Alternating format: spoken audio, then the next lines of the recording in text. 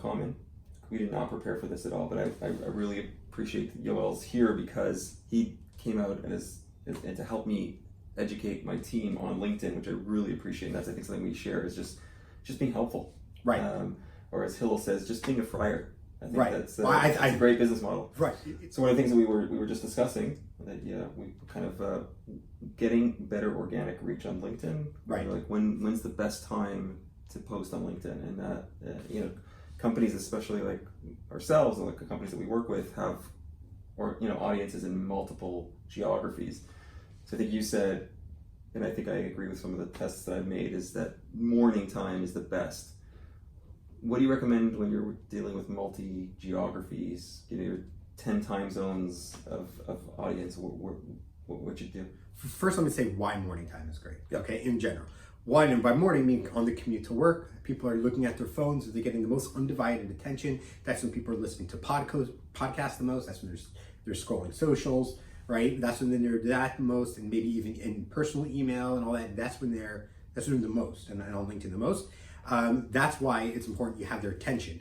In addition, you have the tail end of the algorithm of LinkedIn. As more people like and comment, you'll see in your newsfeed someone you're connected to liked and commented a post from someone you're not even connected to, right? A second connection, sometimes a third connection or shared group. Right. So you're getting more tail end because you have the end of the day and the work day ahead of you. And especially then, and then the different geographies, you should start with the more Eastern geography, the better, to do the tail end. So for example, if let's say you post at 8 o'clock in the morning Eastern, right? But then you're going to hit, it's 7 o'clock Pacific. They're just starting on their way to work, right? And it's 6 a.m. Mountain, right? Mm-hmm. And then 5, so you'll get all those hours in, and each time zone will fill into the other. Okay. Since Eastern is very heavily populated, and Western, it's important that you have a very strong foundation in Eastern time. Okay. And we were talking about how there's ways to boost that initial, to kind of hack the algorithm, hack it at the beginning. Sure. So in my experience from posting an insane amount of crap, and this is a reflection of real life. So if I like Perry, let's say you're watching, right? You're connected with me. I'm Yoel. This is Perry. I like Perry's post. The three of us are connected. And you see, oh, Yoel liked Perry's post, it will come up in your newsfeed more likely than if I didn't.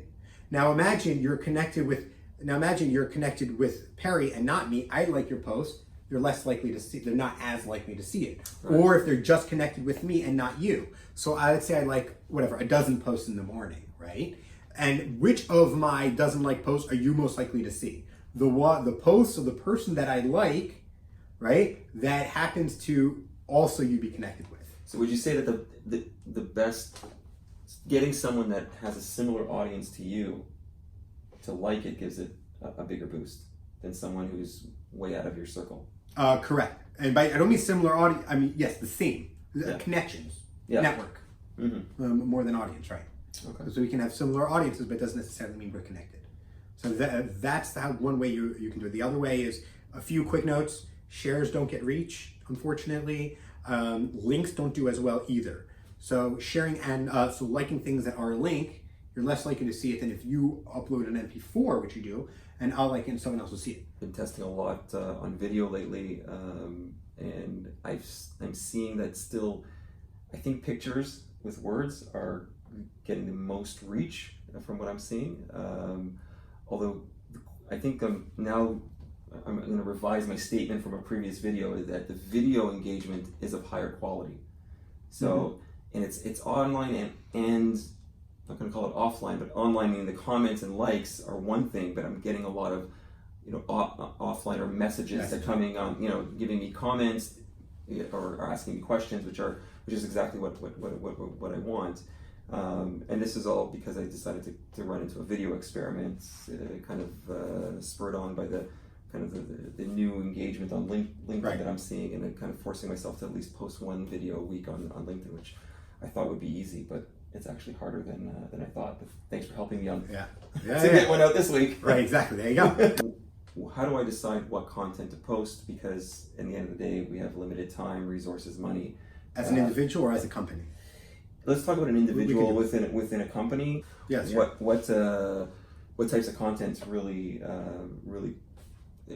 drive the right type of engagement that you're looking for? And I think mine is answering the hardest questions your customers will have. I had a meeting this morning with a business development guy, and he was telling me how he took a company to Scandinavia to sell a big cybersecurity solution. They sat in front of them. They were really impressed, and they said, "Well, how much does it cost?" And then the sales executive on their side is saying, "Well, it depends. I don't know." And then the guy looked at him and said, "You flew all the way from Israel. You guys are telling me how you've done this 1,000 times, and you don't know how much your stuff costs."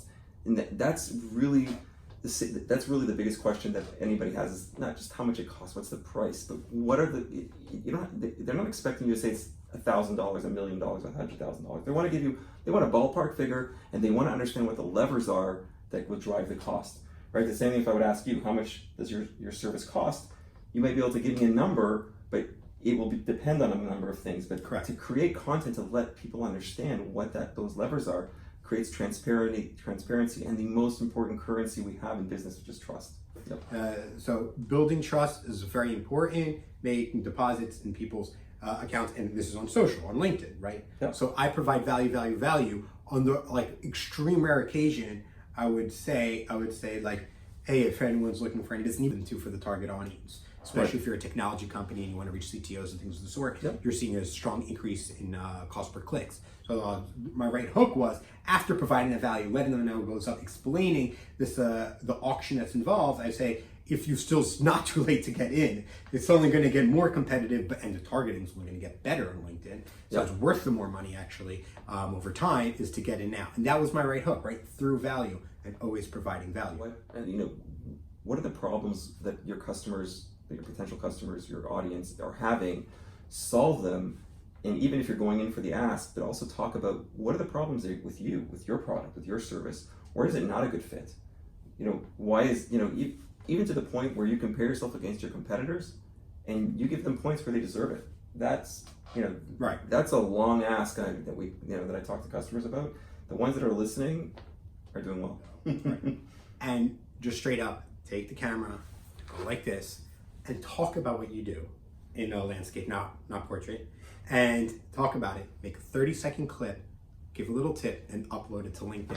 And I want to see this, so you can DM it to me or tag me. I want to see more people doing this. Okay, I'm going to self-edit this. I'm not going to use a professional editor, just so that we can continue to prove the point. All the videos I've been doing lately, I've been self-doing just to kind of prove a point. Going to spend maybe 30 minutes to take care of it. And you're a fast editor, huh? I'm going to try. It's a lot of skills. It's a lot of content. Usually I'm doing 2-3 minute videos, but we'll see. But I hope that we can get a conversation going down in the comments.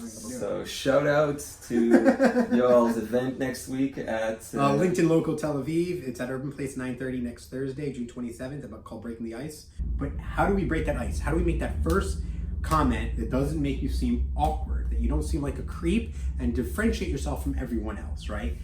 But there are important first things you can do that are scientifically proven that will help you break the ice, and more importantly, something you will say that will get a reaction back that will make you feel more positive, that you can feed off of, that then you can then go and provide value to the person you're speaking to. I mean, how many people go to a network event and then end up talking to the same people they already know? Exactly. If you don't walk out of there at least knowing one new person, making one new friend, waste of time.